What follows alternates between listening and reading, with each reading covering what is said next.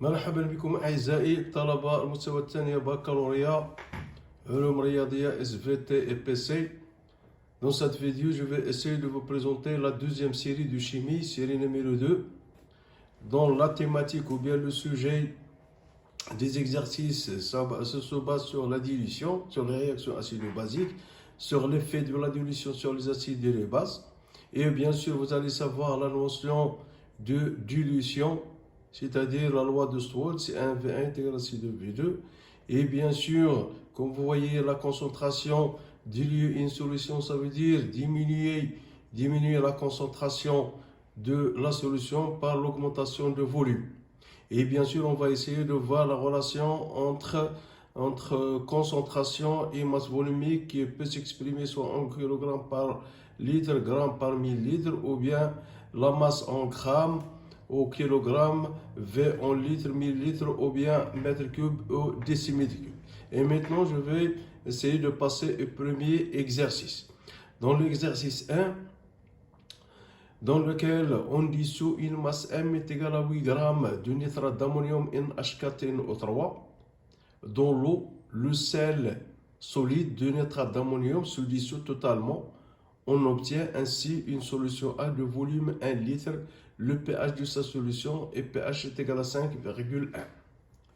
Premièrement, la première question, écrire l'équation de dissolution de nitrate d'ammonium dans l'eau. La deuxième, écrire l'équation de la réaction acido-basique entre le couple NH4+ et NH3. NH3 et H3+, H3+ et H2O. Troisièmement, calculer la quantité de matière des ions oxonium dans la solution. Quatrièmement, dresser le tableau d'avancement de la réaction acido-basique et calculer le taux d'avancement final. Cinquièmement, on augmente le volume, c'est-à-dire on fait une dilution. Le volume de la solution A d'un facteur F, c'est-à-dire c'est le facteur de dilution, c'est-à-dire qu'il faut augmenter le volume 3 fois. En complétant avec de l'eau distillée, la valeur du nouveau pH est égale à 5,3. Donc, comment appelle-t-on cette opération?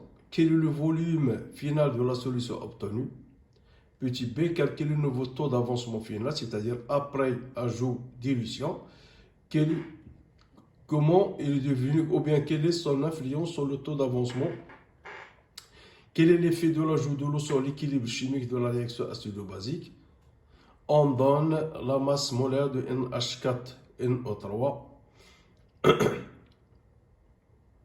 Donc la solution de l'équation. Donc l'équation de la réaction de solution s'écrit. Donc NH4 est un sel. Donc NH4NO3 plus H2O qui va se dissocier en NH4 plus NO3 moins. Les ions ammonium, comme vous voyez ici, les ions ammonium, ils ont un caractère acide. Donc ils vont réagir avec l'eau. Donc NH4, l'eau, dans ce cas, il va se comporter comme une base. Donc, il va arracher le proton NH4+, ce qui va donner avec un double flèche ici, NH3 plus H3+. Donc, on sait que la concentration de H3+, puisqu'on connaît le pH, donc la concentration de H3+ est égale à 10 moins pH, ce qui donne que la quantité de matière de H3+ est égale à la concentration de H3+ multiplié par le volume de la solution. Donc N de H3+ est égal à 10 moins pH fois VS.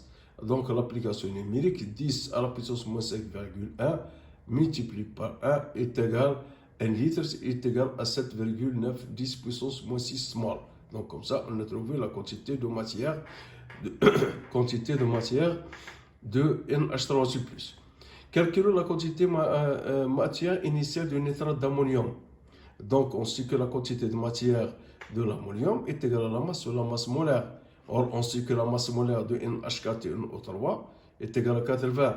Et on a la masse à prélever de nitrate d'ammonium, c'est égal à 8 grammes.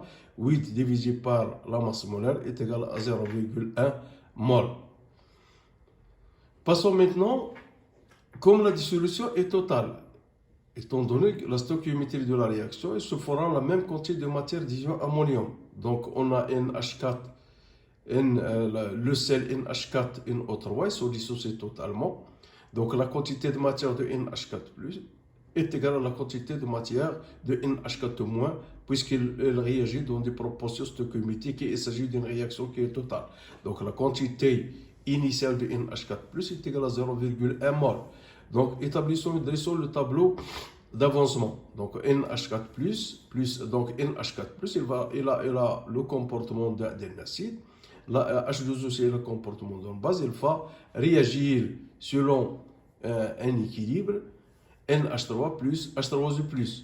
Donc à T égale à 0.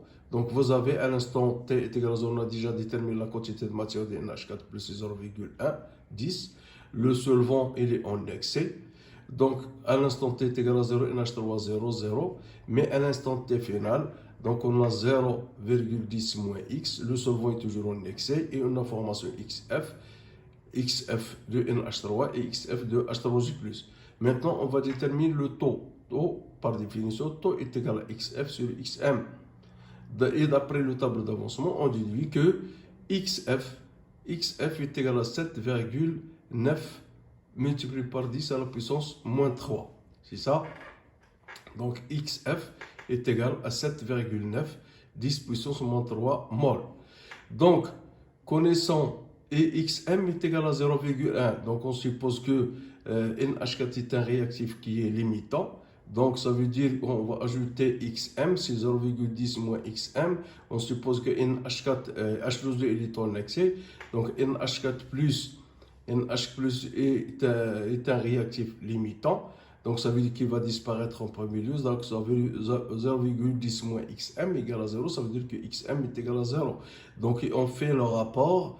Donc la quantité de matière de NH4+ donc est déterminée. Donc taux est égal à 7,9 10 puissance moins 3 sur XM est égal à 7,9 10 moins à la puissance moins 5.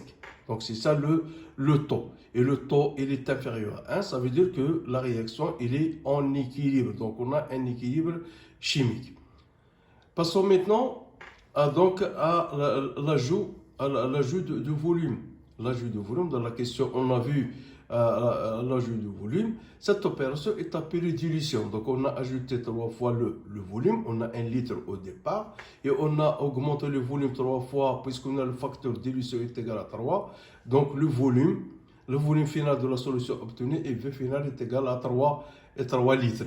Donc, parce qu'au début, on a 1 litre, on a augmenté le facteur de dilution, c'est 3, c'est-à-dire augmenter le volume de 3 fois, c'est-à-dire multiplier le volume par 3 et diviser la concentration par 3. Donc, V final est égal à 3 litres. Petit b, le pH, une fois qu'on a augmenté le volume, déterminer le pH. Donc, le pH de la nouvelle solution et pH est égal à 5,3. Donc la quantité de matière d'ion oxonium existante dans la solution et N' est égal à 10 à la puissance est égale à la quantité est égale à 10 à la puissance moins pH multiplié par le volume. Donc est égal à 1,5 10 puissance moins 5 mol. Comme ça, on a déterminé la quantité de matière de NH3+ après la dilution. Donc maintenant, on va calculer le taux d'avancement final, c'est-à-dire après la dilution. Donc, taux prime est égal à XF est égal à X'(F) sur XM, donc est égal à NH3, la quantité de matière initiale de H3O+, sur XM est égal à 1,5 fois 10 moins 5 sur 0,1 est égal à 1,5 10 puissance moins 4.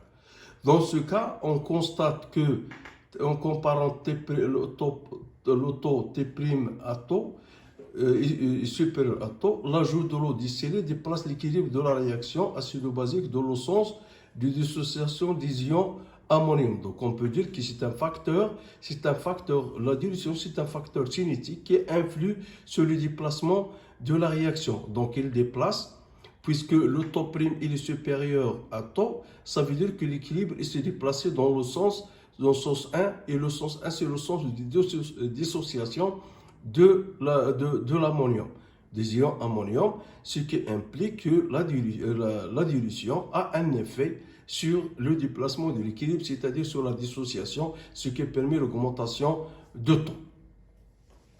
Et maintenant, je passe à l'exercice 2. Donc essayez de prendre un bout de papier et de faire l'exercice. Donc l'exercice 2, l'acide lactique. L'acide lactique, comme vous avez vu dans le cas des muscles ou bien les formes d'énergie, l'acide lactique de formule C3H6O3 est utilisé pour ses propriétés bactéricides. Premièrement, quelle est la base conjuguée de l'acide lactique et quelle est la demi-équation acido-basique associée à ce couple? On lit sur l'étiquette d'une bouteille de solution commerciale d'acide lactique et les indicateurs suivants. Solution S0 d'acide lactique, pourcentage massique en acide lactique 85%, masse volumique ρ est égale à 1,2 3 g par litre, la masse molaire M est égale à 90 g par mol. À partir de S0, on prépare une solution S d'acide lactique de concentration C et le volume V est égal à 1 litre, c'est-à-dire on fait une dilution. Pour cela, on verse un volume V0 est égal à 5 ml de solution commerciale S0 dans environ 200 ml d'eau contenue dans une fiole jaugée de 1 litre, puis on ajoute la quantité d'eau nécessaire. Petit a, quelle est la concentration de l'acide ainsi obtenue? Petit b, écrire l'équation de la réaction de l'acide lactique avec l'eau. Troisièmement, on verse un volume V dans un bécher et on mesure le pH de la solution, on obtient pH est égal à 2,5.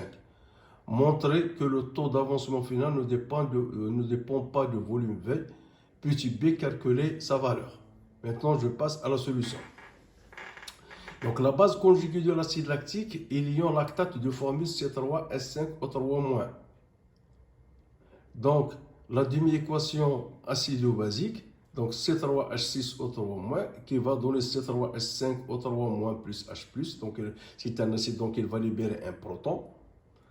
Il s'agit, dans le deuxième cas, il s'agit d'une dilution.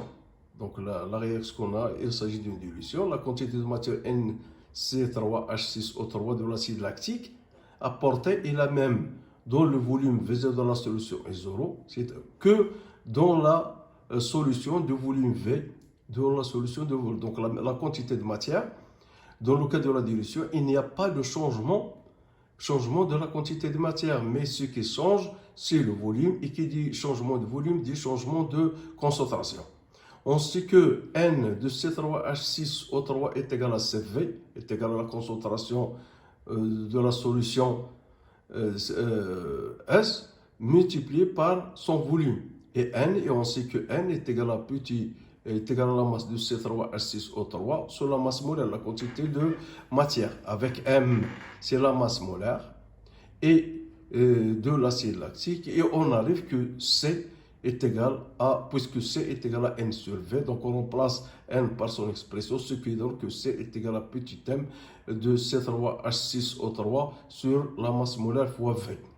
Donc MC3, et on a vu dans l'étiquette, MC3H6O3 ne représente que 85% de la solution S0. Mais il faut faire attention que le pourcentage d'un élément chimique, c'est-à-dire de l'acide lactique de la solution, est égal à la masse de la solution, est égal à la masse de C3H6O3 sur la masse totale multipliée par 100. Donc, ce qui donne que la masse de C3H6O3 est égale à 0,85 fois la masse de la solution S0. D'autre part que MS0, donc puisqu'on a sur l'étiquette, on a le pourcentage et on a ρ, ce qui donne que la masse de MS0 est égale à ρ fois V0.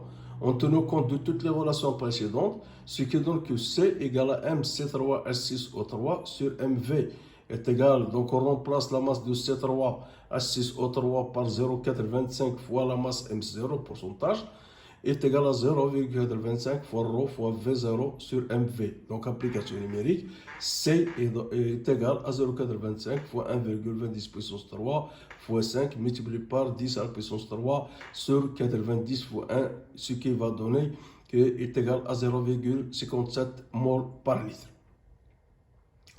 Lors de la réaction acido-basique, bien sûr de l'acide lactique, puisque l'acide lactique c'est un acide, donc il y a atmosphère de protons dans la réaction avec l'eau.